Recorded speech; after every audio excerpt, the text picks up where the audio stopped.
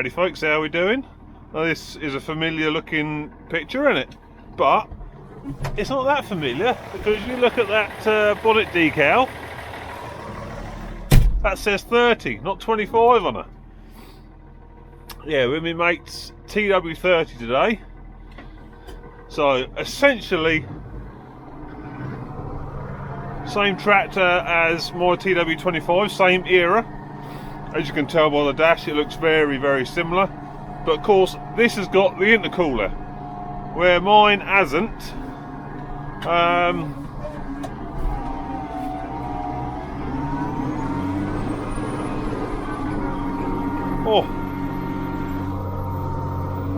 Yeah, where mine hasn't got the intercooler, this one has got the intercooler just here, just in front of the windscreen. That area on mine is blank, there's nothing there, but on this, that's where the intercooler is. Obviously cools the air going into the turbo, and that gives you the extra horsepower. Mine being 154 horse, and this one is 186 horsepower. So quite a difference just from that intercooler.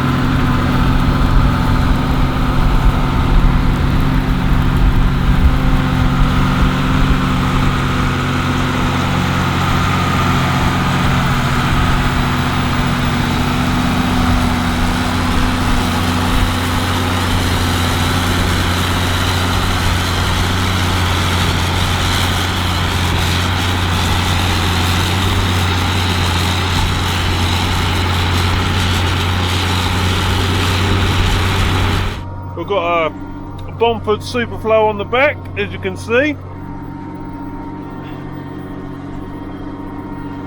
And we're at a fair depth, and I know that I wouldn't be going, fairly obviously I wouldn't be going this fast in my one. But this is just, we're in third gear. I'm presuming we're in the bottom dual power. Well, I'll find out when we get up to the headland. I'm not going to do it now in case we're in the bottom, because they don't tend to like going up. They're quite happy coming down. I mean, what you normally do with a dual power transmission and these old TWs is you'll go off in the high, in the hair, for example, and then you hit a tough spot, you can drop it down into the torus. And it just gives you that, you know, that extra gear for when you get a tough spot. Because of course you haven't got a power shift there. You know, they're just a normal set of gears, so it you know, just gives you that flexibility. But I mean, whether this is different, my one doesn't like going back up under load. There's probably about a second, I think, and maybe not even that, between the drive disengaging in the torus and engaging in the hair, and that essentially means you're near enough stop when you're doing it.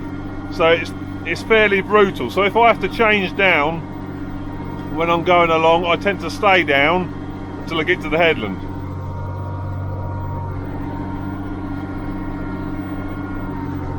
But it's a familiar cabin. It's a good cabin. And it's in very similar nick to mine. It needs a bit of cladding in it here and there, but it's in remarkably good condition. And she's just purring away. Got a little bit more of a whistle on it than mine. We'll leave that door open a minute if it'll stay.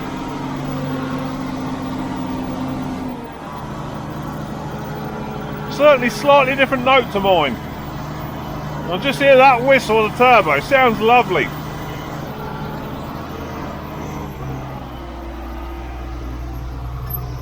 Up you come, darling. Now, what are we in? Yeah, so we're in the high anyway. We are. You have a listen to this when we draw back in. That does sound sweet.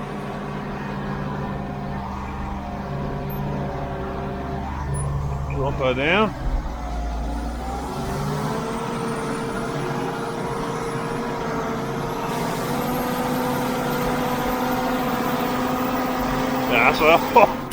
That is a sweet sound. That's the sweetest sound the mine makes, I've got to say, just for that whistle.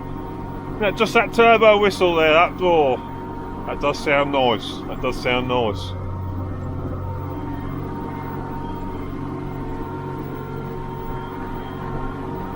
I mean, this, to be fair, it was one of the 30s or the 35s that I was originally after. You know, because obviously it's the flagship of the range. And it was obviously the biggest conventional tractor they produced at the time. Obviously they had the FW range at the same time as this was out, but you know, obviously they're articulated. So this was the biggest tractor they had at the time back in the 80s. And but I, you know, that 25 I got, that just come up at the right time, and I'm glad I bought her. You know, I can't see a day when I shall sell her, but that's that is not to say that this ain't a lovely, lovely tractor. It does feel strong. It does feel strong. But she's walking away with this, not a problem. So we can back her off a bit, and about 1600 revs there.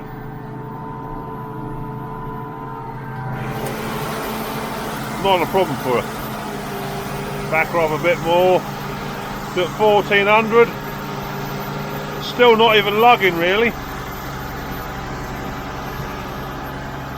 That's making her lug a little bit there, about 1300 revs. No bother. Just puts a smile on your face, doesn't it? Does put a smile on your face. Big smile on my face. Oh dear. I love it. I love it. The old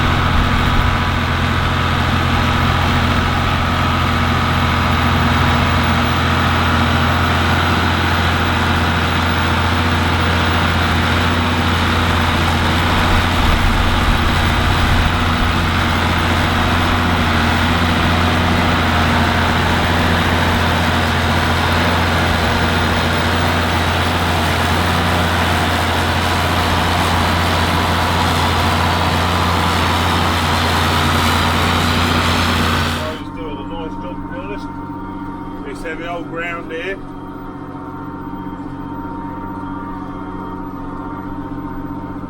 That's mixing it up a treat. This, I mean, like I say, this is heavy ground. This is where we are.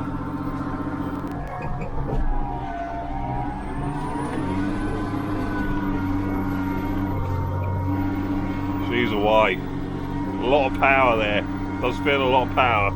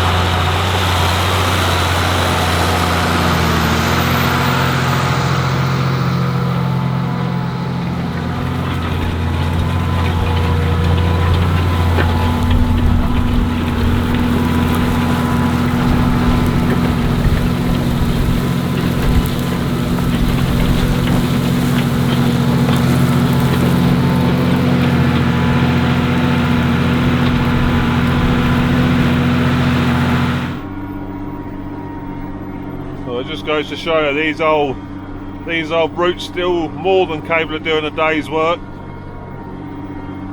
It's not breaking a sweat. It's not even really very warm.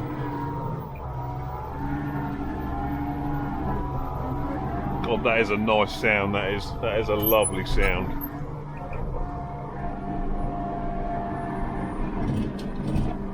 Right, let's get out and have a quick look round her.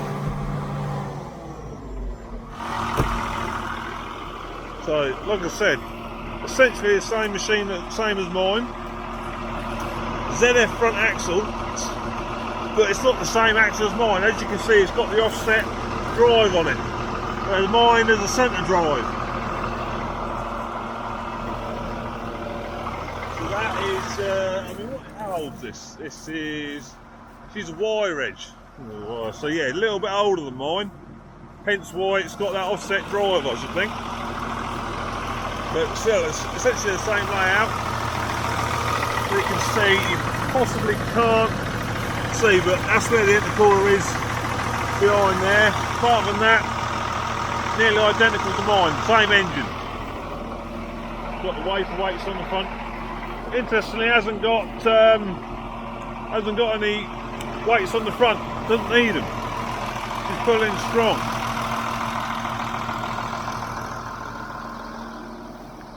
She's sat on 650 tyres, so she's sat on bigger, wider rubber than mine. Here's the back end, pick up on it, same as mine, which is very useful. Twin assist is basically exactly the same as my back end. This is, yeah, looks alright. But what you've got to remember, this is still essentially a working machine. That's why we've got a couple of LED lights on it and that.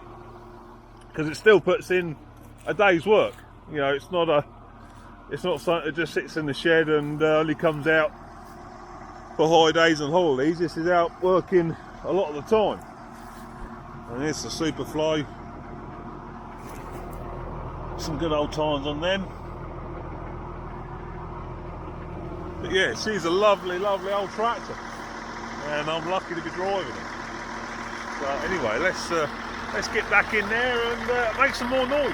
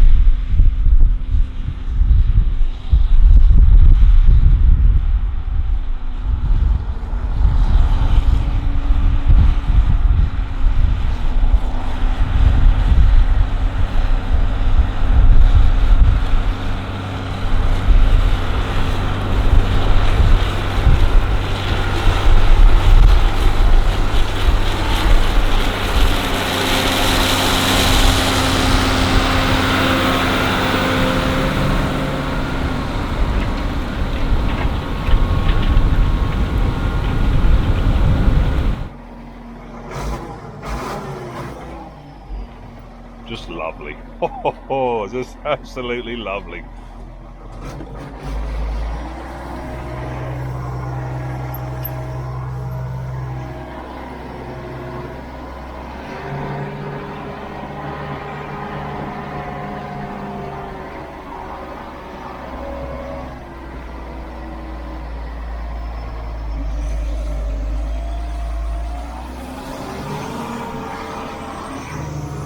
No bother to her.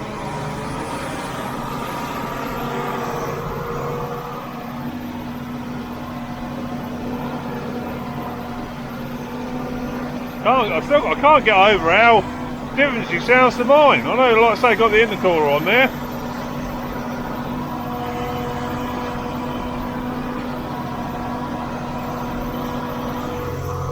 Just lovely.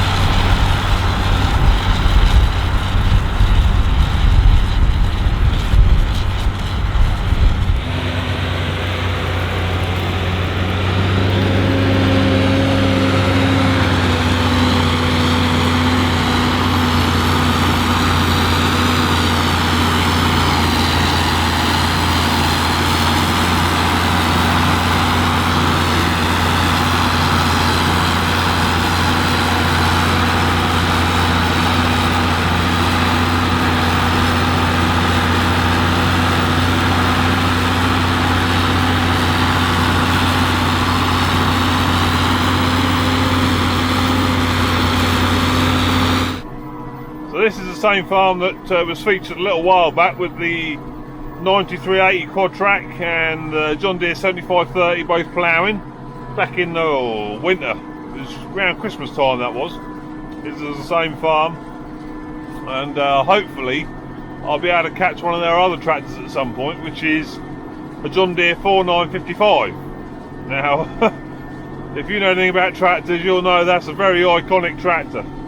It's essentially the green version of one of these. It was John Deere's biggest conventional tractor at the time, 230 horsepower, and that is, again, it's a lovely working example. Still puts in a day's grass, the same as this one. And yeah, we'll see this autumn if we can get that on video, because that's a sight to see. She's a lovely tractor.